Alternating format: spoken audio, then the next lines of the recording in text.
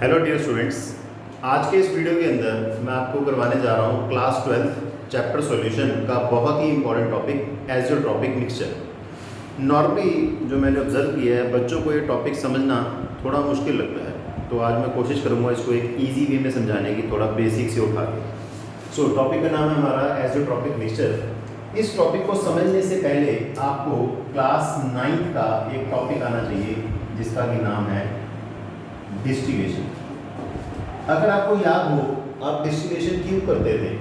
आप डिस्टिलेशन करते थे to separate two liquids which have difference in their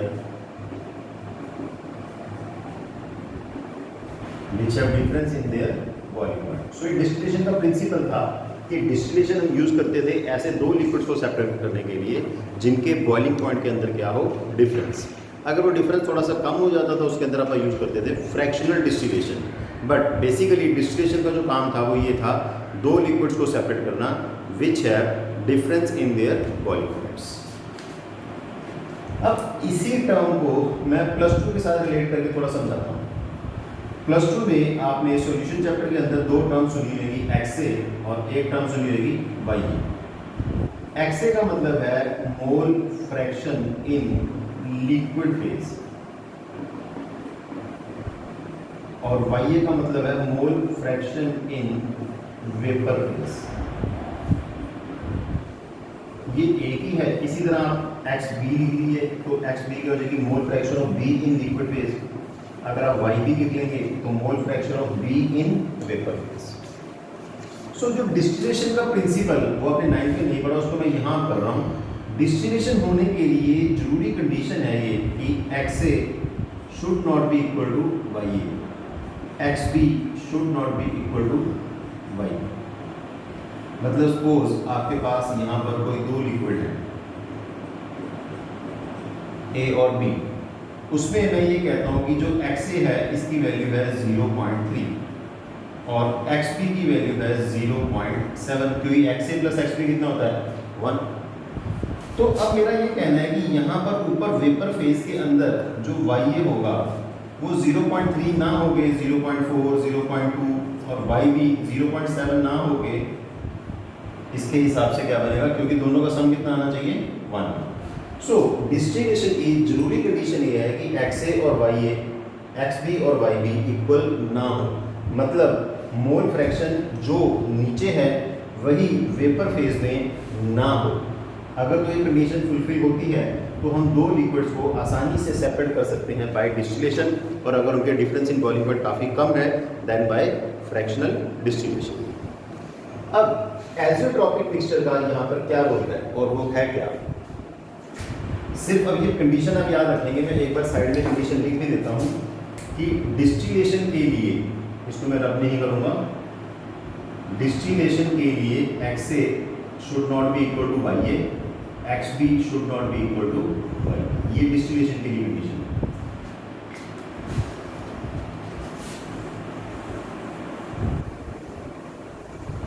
अब मैं यहाँ पर लिख रहा हूँ डेफिनेशन एज़ोट्रॉप। एज़ोट्रॉप्स के अंदर जो मेन पॉइंट है वो ये है, azeotropes are constant boiling liquid mixtures. These are constant boiling liquid mixtures which at a particular composition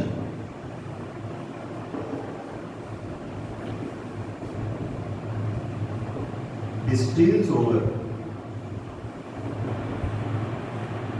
as if pure liquid। अब इस डेफिनेशन के हम हर एक पॉइंट को पढ़ के उसका मतलब निकालते हैं। देखिए, सबसे पहले मैं आपको फिर से एक बार डिस्टिलेशन वाला पॉइंट ही दोबारा से समझाता हूँ। मान लीजिए आपके पास ये वेसल है जिसके अंदर कोई दो लिक्विड है ए और बी। ए का जो बॉइलिंग पॉइंट है मान लीजिए वो है 350 केल्विन और बी का जो बॉइलिंग पॉइंट है वो है 373 केल्विन। सपोज इतना डिफरेंस है। क्या थोड़ा और चेंज करके आप ऐसे कर लीजिए, अगर अपने डिफरेंस ज़्यादा दिखाना है तो इसको 330 कर सकते हैं और इसको 373 कर सकते हैं। यहाँ पर आपने फ्रैक्शन रेटिंग कॉलम भी लगा सकते हैं अगर डिफरेंस कम हो, और फिर यहाँ से एक बेंडिंग पाइप,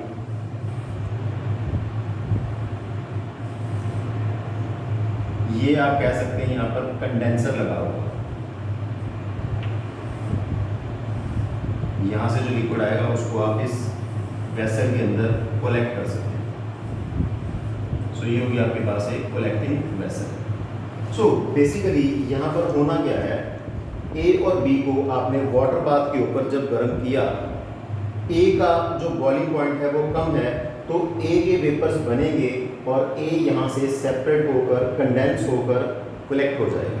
फिर हम ए को निकाल देंगे, बी का बॉइलिंग पॉइंट ज़्यादा है, टेम्परेचर और बढ़ेगा, बी बॉयल करेगा और बी भी यहाँ से सेपरेट हो जाएगा। तो ये तो हो गया आपके पास सिंपल डिस्टिलेशन। आप ए को और बी को इस तरह से आसानी से सेपरेट कर सकते हैं, ठीक है। बस कंडीशन क्या है, एक्स ए और वाई ए, एक्स बी और वाई बी इक्वल ना हो। पर अगर एक्स ए और वाई ए इक्वल हो गए, एक्स बी और वाई बी इक्वल हो गए, पर ये इक्वल होते कब हैं, ये इक्वल होते हैं at some particular composition. Constant boiling liquid mixtures which at a particular composition, किसी एक पर्टिकुलर कंपोजिशन के ऊपर जाकर they will distil over as a pure liquid. मतलब मेरा कहने का यहाँ पर ये है, जैसे मान लीजिए 330 है, ये 373 है, एक पर्टिकुलर कंपोजिशन के ऊपर, वो कंपोजिशन अपना एक प्रॉपर एग्जांपल लेंगे अभी, उस कंपोजिशन के ऊपर ये दोनों इकट्ठे ही बाहर आएंगे। मतलब जैसे इन दोनों के बॉइलिंग पॉइंट मैंने लिखे हैं 330 और 373, पर ये दोनों हो सकता है कि 315 केल्विन पे बाहर आ जाए, या ये हो सकता है कि दोनों कोई 390 केल्विन पर बाहर आए। मतलब कि इन दोनों से कम या इन दोनों से ज़्यादा। अब जब दोनों इकट्ठे एक ही टेम्परेचर पे बाहर आएंगे तो आपको क्या लगेगा कि एक ही लिक्विड बाहर आया ना, देखने में तो कलरलेस है ना लिक्विड ये। जब दोनों अलग अलग टेम्परेचर पे बाहर आ रहे हैं तो अपने को लगता है दो लिक्विड हैं, पर जब एक ही टेम्परेचर पे दोनों लिक्विड इकट्ठे ही इसके अंदर आ गए तो अपने को लगेगा कि यहाँ पर क्या है, एक लिक्विड। मतलब distils over as a pure liquid. ये पॉइंट समझ आया? Distils over as a pure liquid मतलब दोनों एक ही टाइम पर इकट्ठे आ रहे हैं एक टेम्परेचर पे जो इन दोनों से कम या इन दोनों से ज़्यादा है। सो अब एक बार फिर से पूरी डेफिनेशन को बोलता हूँ। Constant boiling liquid mixture, constant boiling liquid mixture का मतलब ये है कि एक पर्टिकुलर टेम्परेचर होगा दोनों से कम या दोनों से ज़्यादा, विच एट अ पर्टिकुलर कंपोजिशन। वो मैं अभी आपको एग्जांपल में लिख के दिखाऊंगा कौन सी फिक्स कंपोजिशन, हर एग्जांपल की अलग अलग कंपोजिशन है, जिसके ऊपर जाके उसका एक्स और वाई इक्वल होगा, एक्स बी और वाई बी इक्वल होगा, तो वो दोनों क्या होंगे, distils over as if they are pure liquid. एक ही जगह से वो दोनों बाहर आएंगे। अब मैं आपको एक प्रॉपर एग्जांपल के साथ समझाता हूँ। इसकी दो टाइप्स होती हैं, एक मिनिमम बॉइलिंग एज़ोट्रॉप और एक मैक्सिमम बॉइलिंग एज़ोट्रॉप। तो दोनों को एग्जांपल के साथ देखते हैं। पहले मैं आपको करा रहा हूँ maximum boiling azeotrope. So maximum boiling azeotrope show कौन करता है, जो सॉल्यूशन नेगेटिव डेविएशन शो करते हैं from Raoult's law, negative deviation from ideal behaviour. Raoult's law कह लीजिए या आप कह लीजिए negative deviation from ideal behaviour. So azeotrope के लिए मैं यहाँ पे कंडीशन भी लिख दूँ कि एक्स ए और वाई ए क्या होंगे इक्वल, एक्स बी और वाई बी क्या होंगे इक्वल। अब देखिए आपने इसका ग्राफ पढ़ा है नेगेटिव डेविएशन का। इस पॉइंट पर हम लिखते हैं X A is 1, X B is 0, नीचे है ये सारी मोल फ्रैक्शन। इस पॉइंट पे एक्स बी इज 1 और एक्स ए इज 0। इस पे कहीं आपने पढ़ा होगा पी नॉट ए और इस पे कहीं आपने पढ़ा होगा पी नॉट बी, और इन दोनों को कनेक्टिंग जो कर रहा है लाइन ग्राफ वो ऐसा था कुछ। तो अब इस ग्राफ के अंदर अगर आप क्लोजली देखें तो ये एक ऐसा पॉइंट है इस पर्टिकुलर कंपोजिशन पर, ये वाली जो कंपोजिशन है इस ग्राफ में वेपर प्रेशर यहाँ पर क्या हो गया, मिनिमम। फुल लाइन में जो ये ग्राफ है इस कर्व के अंदर ये मिनिमम पॉइंट है, vapour pressure is minimum corresponding to this particular composition. अगर वेपर प्रेशर मिनिमम है then boiling point will be maximum. Vapour pressure minimum तो बॉइलिंग पॉइंट मैक्सिमम। अब मैं आपको एक पर्टिकुलर एग्जांपल देता हूँ, जैसे HCl और वाटर। HCl का जो बॉइलिंग पॉइंट है दैट इज 188 केल्विन और वाटर का बॉइलिंग पॉइंट आप सबको पता है 373 केल्विन। अगर अब मैं फिर से एक बार दोबारा पुराने काम में लेके जाता हूँ, डिस्टिलेशन वाले में, अगर मैं इन दोनों को इकट्ठे एक वेसल में डाल दूं किसी भी कंपोजिशन के ऊपर, इसको जो अभी लिखूंगा उसको छोड़ के, तो उस नॉर्मल कंपोजिशन के ऊपर HCl 188 पे बॉयल होकर सेपरेट हो जाएगा और वाटर 373 पे बॉयल होकर सेपरेट हो जाएगा। मतलब it can be easily separated by simple, fractional की लोड भी नहीं है, सिंपल डिस्टिलेशन, क्योंकि बॉइलिंग पॉइंट का डिफरेंस ही काफ़ी ज़्यादा है। पर एट कंपोजिशन, इसकी कंपोजिशन है 20.2% और इसकी है 79.8%। At this composition mixture boils at 383 kelvin which is higher than both. आप देखिए 383 188 से भी ज़्यादा, 373 से भी ज़्यादा है। इस पर्टिकुलर कंपोजिशन के ऊपर जाकर बॉइलिंग पॉइंट दोनों के इंडिविजुअल से ज़्यादा हो गया। सॉल्यूशन जो शो करते हैं नेगेटिव डेविएशन, उनके अंदर ग्राफ में एक पॉइंट एग्जिस्ट करता है मिनिमा। इस मिनिमम पॉइंट के कॉरस्पॉन्डिंग जो भी कंपोजिशन है उसके ऊपर vapour pressure minimum, boiling point maximum, और इस पॉइंट के ऊपर जाकर XA equal to YA, XB is equal to YB। तो ये काफ़ी फेमस एग्जाम्पल है। और एग्जाम्पल अगर आप इसमें करना चाहें तो एक और भी फेमस एग्जाम्पल इसके अंदर है HNO3 का और वाटर का। HNO3 का जो बॉइलिंग पॉइंट है वो नियरली 359 और वाटर का बॉइलिंग पॉइंट 373 है। एट कंपोजिशन, इसकी कंपोजिशन है 68% और इसकी है 32%। The mixture boils at 393.5 kelvin which is higher than both. तो उम्मीद करता हूँ आपको मैक्सिमम बॉइलिंग एजिड्रॉप समझ आ गया होगा। नेगेटिव डेविएशन वाले सॉल्यूशन शो करते हैं मैक्सिमम बॉइलिंग एजिड्रॉप। ठीक है, अब देखिए इसके बाद मिनिमम बॉइलिंग एजिड्रॉप।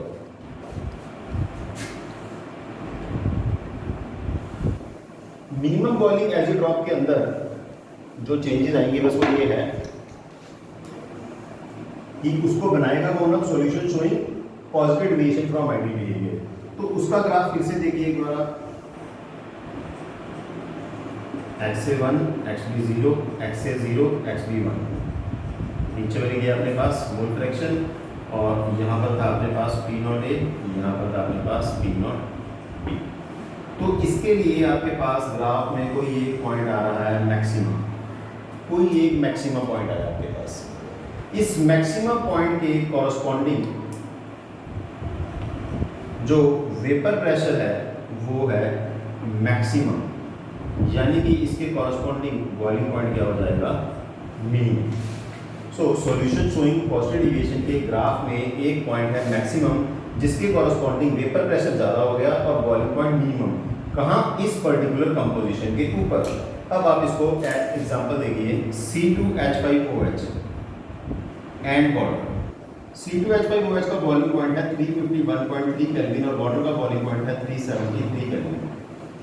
ये दोनों आसानी से सेपरेट हो जाएंगे, बट इसमें सिंपल डिस्टिलेशन ही लगेगा, इसमें फ्रैक्शनल लगेगा क्योंकि इनका जो बॉइलिंग पॉइंट का डिफरेंस है बहुत ज़्यादा नहीं है।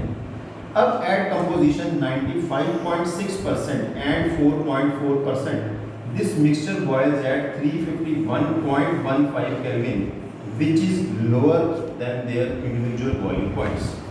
और इस पर्टिकुलर कंपोजिशन के इथेनॉल और वाटर को हम बोलते हैं रेक्टिफाइड स्पिरिट। सो एक बार मैं फिर ब्रीफ में सारा बोलता हूँ ताकि आपको फिर से समझ आ जाए। एजिड्रॉप है क्या, कांस्टेंट बॉइलिंग लिक्विड मिक्सचर्स हैं जो या तो दोनों से कम या दोनों से ज़्यादा पे बॉयल करेंगे, कब, एट अ पर्टिकुलर कंपोजिशन। उनके लिए XA और YA इक्वल होगा, XB और YB इक्वल होगा। जैसा अब एक बार मिनिमम दोबारा करा देता हूँ। मिनिमम बॉइलिंग एजिड्रॉप के अंदर ये वो बनाएंगे जो पॉजिटिव डेविएशन शो करते हैं आइडियल बिहेवियर से। पॉजिटिव डेविएशन के केस में इस ग्राफ में अगर आप देखें तो इस पॉइंट के corresponding vapour pressure is maximum इस पर्टिकुलर कंपोजिशन के ऊपर। तो इस वेपर प्रेशर मैक्सिमम के सामने क्या आएगा, बॉइलिंग पॉइंट मिनिमम। तो फिर मैंने यही किया, ये दोनों का इंडिविजुअल बॉइलिंग पॉइंट है। यहाँ पर एक पर्टिकुलर कंपोजिशन 95.6 एंड 4.4 जो बॉइलिंग पॉइंट है वो दोनों से क्या हो गया, लोअर। और इस पर्टिकुलर कंपोजिशन की जो एल्कोहल है उसको हम बोलते हैं रेक्टिफाइड स्पिरिट। लास्ट में आपको मैं एक और पॉइंट बस यहाँ बोलना चाहूँगा कि ये जो एज़ोट्रॉप्स है, azeotropes can not be separated by fractional distillation and can only be separated by azeotropic distillation.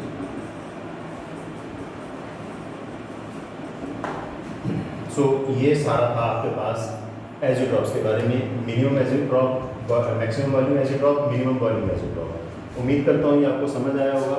फिर भी अगर आपको कोई भी डाउट है तो आप मुझे भेज सकते हैं। Thank you.